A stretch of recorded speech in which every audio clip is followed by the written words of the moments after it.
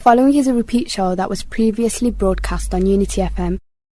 Assalamu alaikum and welcome to Parenting Hour. You're tuned into Unity FM 93.5 here in the West Midlands and 105.1 if you're tuned into us in Milton Keynes or Luton or anywhere down south. I hope you're having a good, fine day and a very beautiful day, whatever you're doing. We had a really good day in the West Midlands. It was lovely. MashaAllah, the sun was out. There's I'm looking out now to see the apple blossoms on the trees and the leaves coming. It's been beautiful the last week or so, how much life has come to our nature, indeed, in the West Midlands. And I hope everywhere as well, wherever you're listening, that spring has come to you, wherever you are. Eid Mubarak for all our listeners who have just celebrated Eid. I know we were going to do another show last week about what we were talking about for Eid and continuing that afterwards.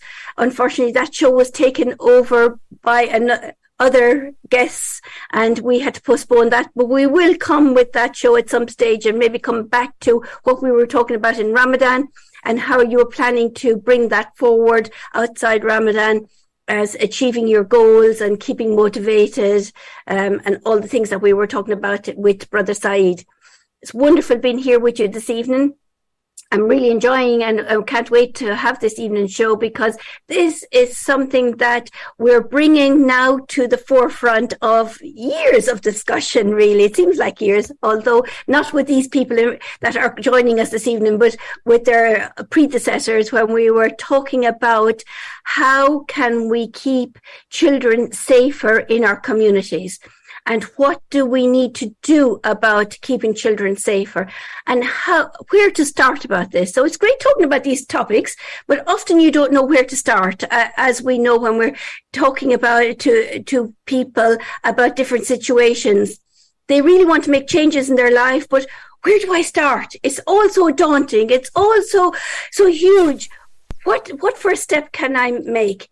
And it was Rachel, who was one of our guests this evening, that approached us last year now about how can we make uncomfortable conversations comfortable for our communities.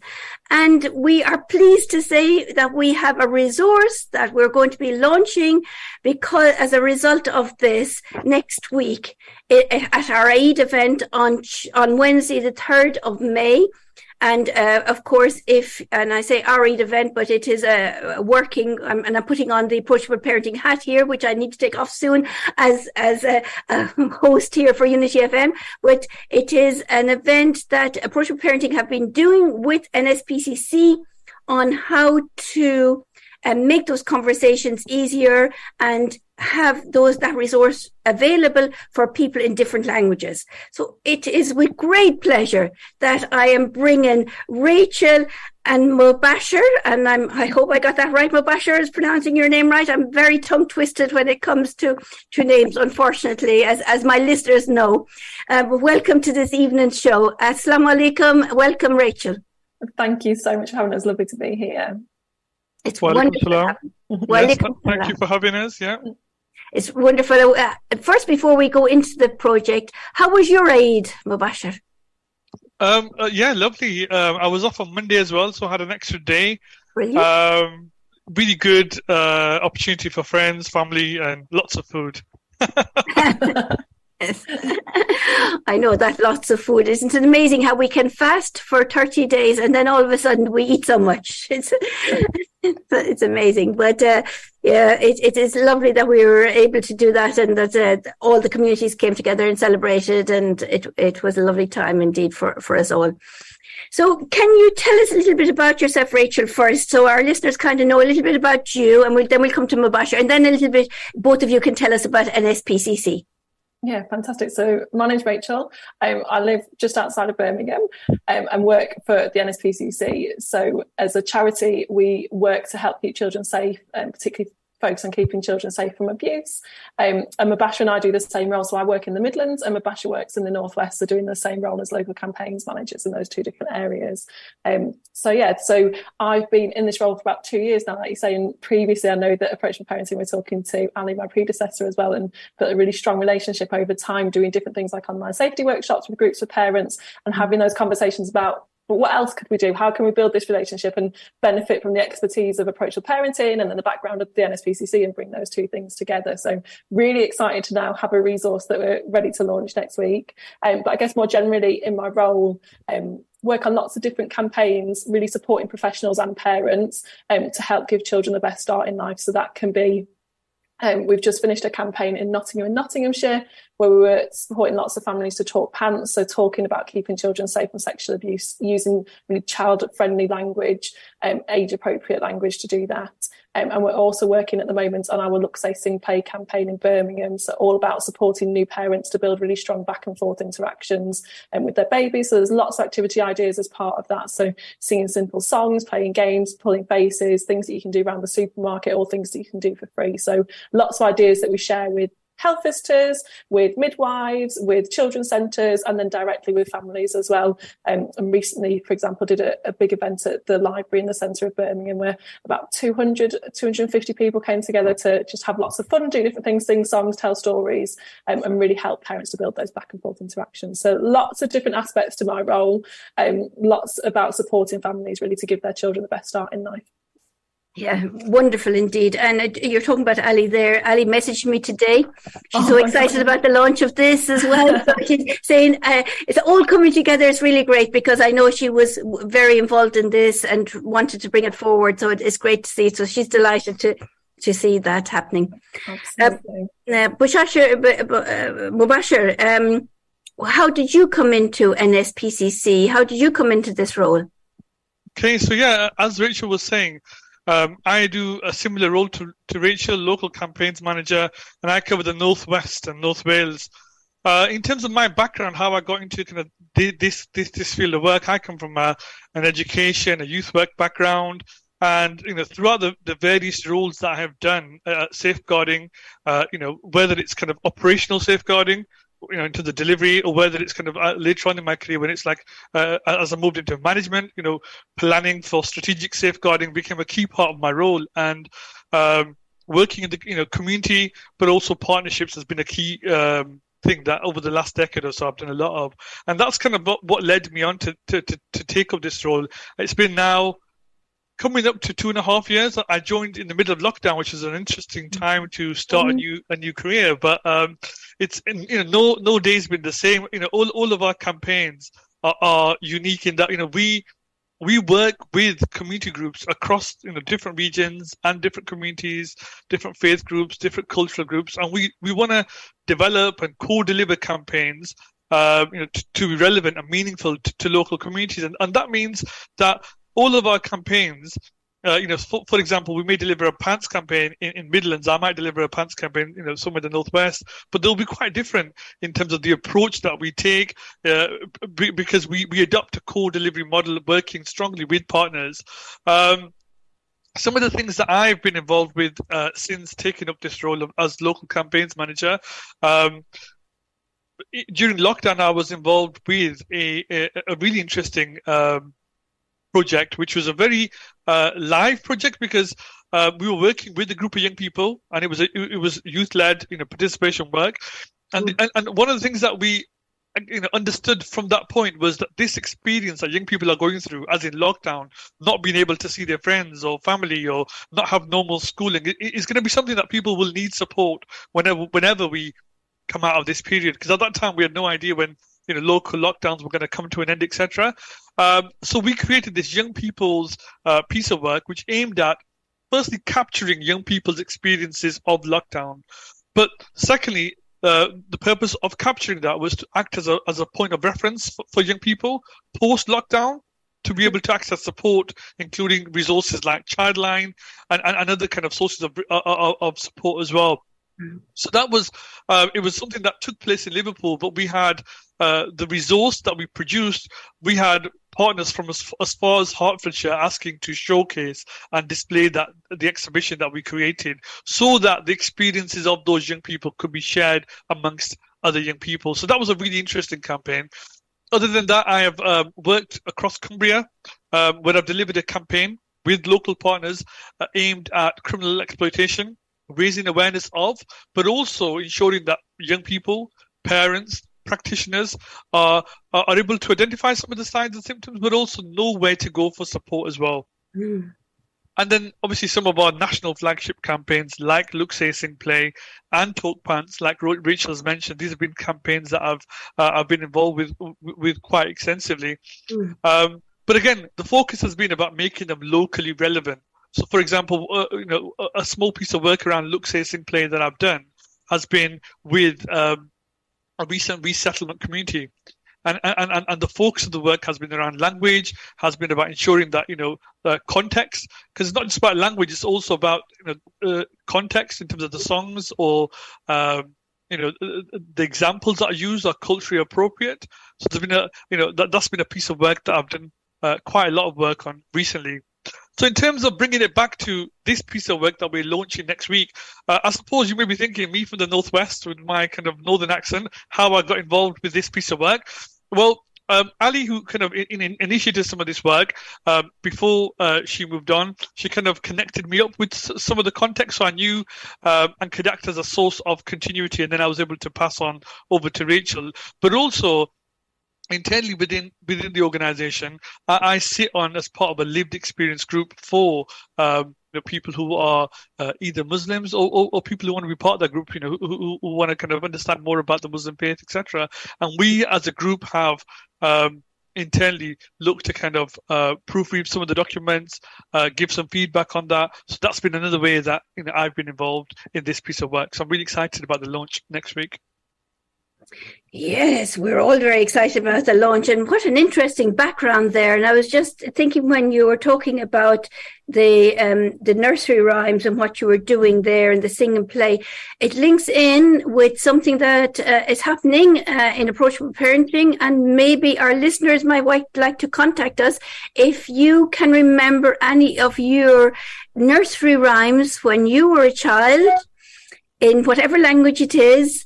We want to hear from you, because we're compiling a resource around that, a little booklet of different nursery rhymes from different countries, different cultures, so that we can make sure that they don't die out, and that your children's children will be using them, and maybe their children again, depending on how old you are listening to this program, maybe using it. So please do get in contact with Unity FM Studio, which is, and the number is 0121 772 8892. If you would like to ring in about that or anything else in relation to this safety resource that we're going to talk about this evening with NSPCC, and how this resource was made to change uncomfortable conversations to comfortable conversations. And I'm sure this relates to a lot of you listeners that are listening in, that you want to have conversations with your children, whether they're very young and they're asking questions about where the babies come from, to being older and maybe seeing something online and coming to you about that. We'll go through different scenarios indeed this evening. But if you would like to get involved, if there's something that has happened to you, if your child has come to you and you haven't been prepared and you didn't know what to say, please do ring in on 0121 772 8892. If you have gone through this and it went well for you, please ring in and let us know what you've done. What did you do? How did you approach this, that it went so well for you? Because I'm sure we would love others to hear this as well, and see, does that marry in with what we have done? Because we've done a lot of research, or Rachel has done a lot of research around getting this resource and talking to different communities on the ground and different professionals to make sure it is right indeed for you. So please do ring us in on that. And again, the number is 0121 772 8892. We look forward to hearing from you. I we're using NSPCC a lot, and there may be somebody at home that said, what is NSPCC? What does that stand for? And I feel for them, because I complain when other organizations use similar acronyms. So can you explain to us, what does that stand for? Absolutely. So we're the National Society for the Prevention of Cruelty to Children, which is quite a mouthful, but it means that we're there as the UK's leading charity, working to help stop abuse and to help keep children safe. So we do lots of different pieces of work. We're a charity, so we're funded 90% through donations, so from members of the public, from others that donate money to us. And that funding then goes to all sorts of different projects that we do to help keep children safe. So things like the Childline service that Mubasher mentioned earlier. So any child up to the age of 18 can contact us through Childline on the phone, or use an email service, or through the website. So they can talk to a counsellor and get confidential support that way, or they can talk on the peer-to-peer message boards, so they can message their peers. It's moderated so that you know that it's safe and a safe space to have those conversations, but that getting support from other young people as well can be a really nice way to get support. So that's a fantastic service that's there for young people. We also have our helpline, which adults can call. So any adult with a concern about a child, whether that's someone that they're related to, that they're worried about the welfare of that child, or maybe a neighbour that they've seen, they've walked past and they've worried about something, or maybe in their profession they see something and think that just doesn't quite feel right, and I want some help and guidance to support me with that. Or equally, like you say, had a conversation at home about online safety and it doesn't quite feel like you've got to the end of the conversation, you want a bit more guidance of how to do that, then the helpline's there for any adult with a concern about a child, and they can give advice, support, signposting to other organisations or other places where the support is, or if they need to, they can refer on as well to services such as the police or children's services as well. So lots of different forms of support. We also have therapeutic work that we do for children who've suffered abuse. Our school service goes into schools. So you might have heard primary school children talking about the Speak Out, Stay Safe programme. So that's where our mascot called Buddy, he's a speech bubble, so he goes and does assemblies and workshops with children in primary schools, so children learn what abuse is in its different forms, so understand what neglect is and what different forms of abuse are, and hear the message that it's okay to speak out. So if they're ever feeling upset, worried or sad about something, that it's okay to speak out and to go and ask for support, so whether that's from a parent, from another adult, from a member of the staff in the school, so think about who those trusted and safe adults are for them and who they might be able to go and speak to if they ever need that sort of support.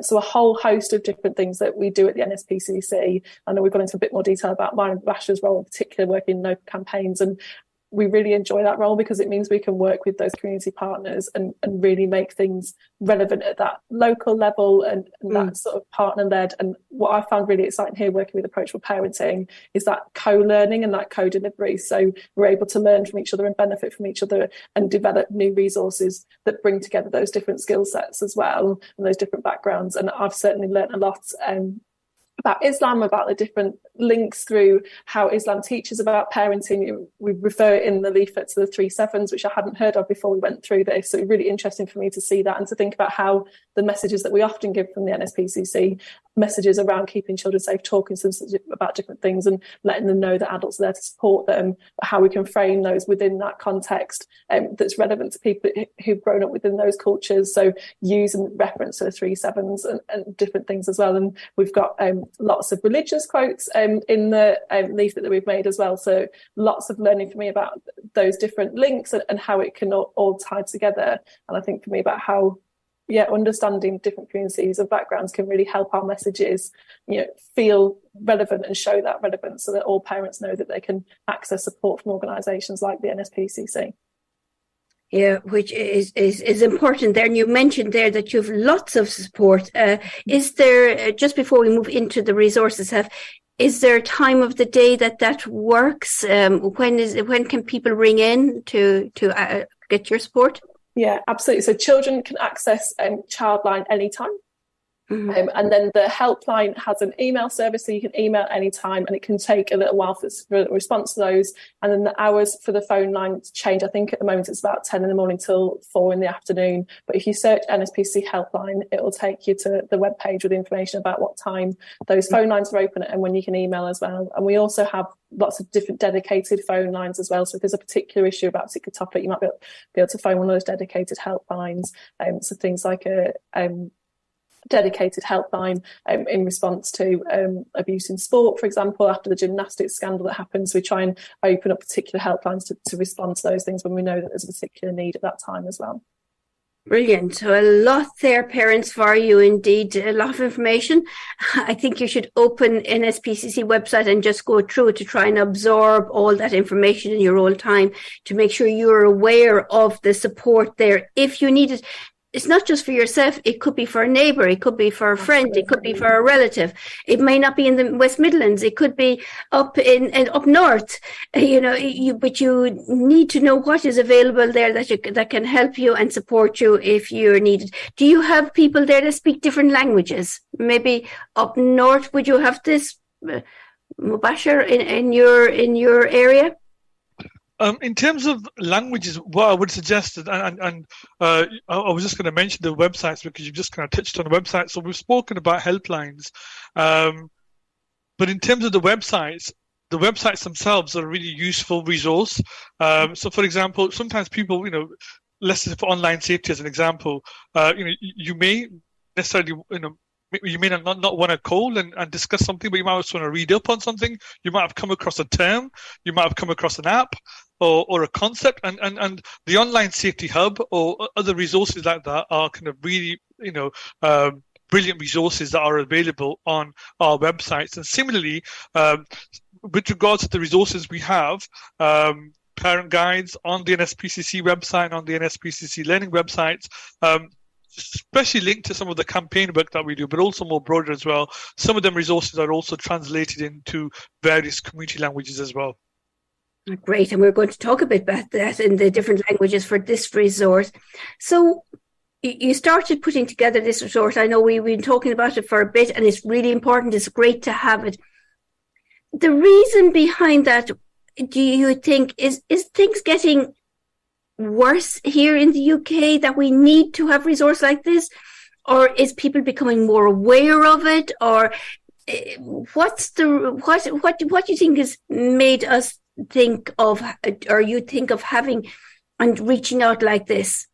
And I think that depends on the topic. There's so many different topics to talk about. And what was interesting when we started drafting this resource was we started thinking, should we focus on one particular topic and give advice about how to have that topic? And we ended up leaving it quite broad and talking about actually, let's build that confidence in having conversations and give some examples of some of the sorts of conversations that parents could be having with their children to help keep them safe.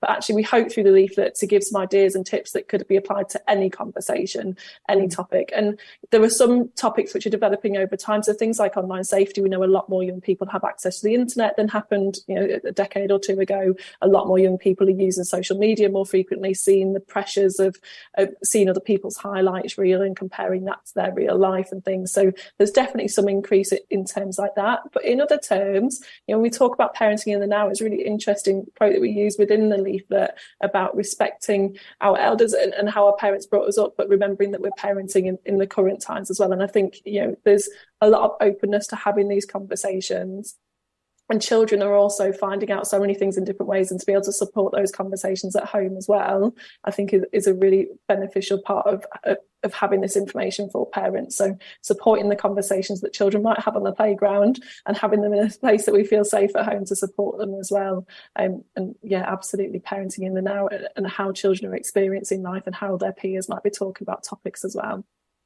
It's so important indeed. And I know we're going to be going into a commercial break very shortly, actually, and we need to come back to this topic again. We need to come back to this after the commercial break. So listeners, please do tune into us after the commercial break. Make sure that you have the number written down somewhere to ring in and join the conversation, because we all need to make sure that our children are safe. ناديت والليل جاوبني وبكاني ما حد سمعني سوى ليل النزاع دمعي، ناديت والليل جاوبني وبكاني، ما حد سمعني سوى ليل النزاع دمعي، ما غير ليلي من الأحباب واساني، يا ويل من همله ربعها مثل ربعي، طالت مسافاتي وتهت بي زماني، علمني الوقت كيف اكسى على طبعي، من طول الوقت لو قاسي لاني، ومن يرفض العشق يقبل عقبها سبعي، كم عاقل صار بأمر الحب هيماني، وكم قلب عذره ترك فيها الهوى صدعي، يا عازف بالهوى منغومة لحاني، رد المواجع نغم في قلبي وسمعي، غنى الغزل ينتعش خفاق والهاني، واشرب زلال الهوى من كاسي ونبعي، وما دام انا حي كل الحب ميداني، وان مت يا حادي الاشواق لك